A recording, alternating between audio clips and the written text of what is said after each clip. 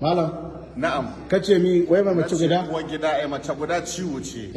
bi samun sauki uku gadara hudu warkewa dan mace guda in ta cika ta kasai ta kwanan aure ma sai ta ga kamar taimaka maka ne take ba dan halinka ba wata ma sai kun yi randebu da rana tana ai mashin huda ta koma cikin yara ta kwanta ka zunguri kafarta ta tsami yaro kama kuka mace guda tana mai da namiji ladihi ga ka ci ka koshi ga ta bayan ka ji ba husu wuce ma ba ta tashi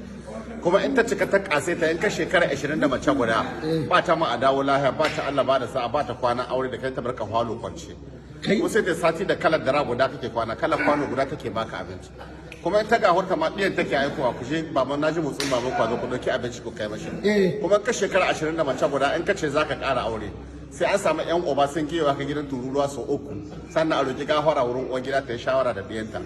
baban kwazo da mummunan magana ana zama na hana so ka jaraba cikin gida a gaban ita ko in ta cika ta kase ta can hwaka take sai ta ga arzikin da Allah ba kamar dan ka aure ta ne ka arziki a da maciyacin ka yanzu ko dalili ta ne Allah ma albarka kai in ka rabu ta kamar ciyaciya za kai kuma in ta cika ta koshi sai ta ga ita ke hakuri da kai ba kai ke hakuri da ita ba zaman kaddara zaman diya zaman bakin ciki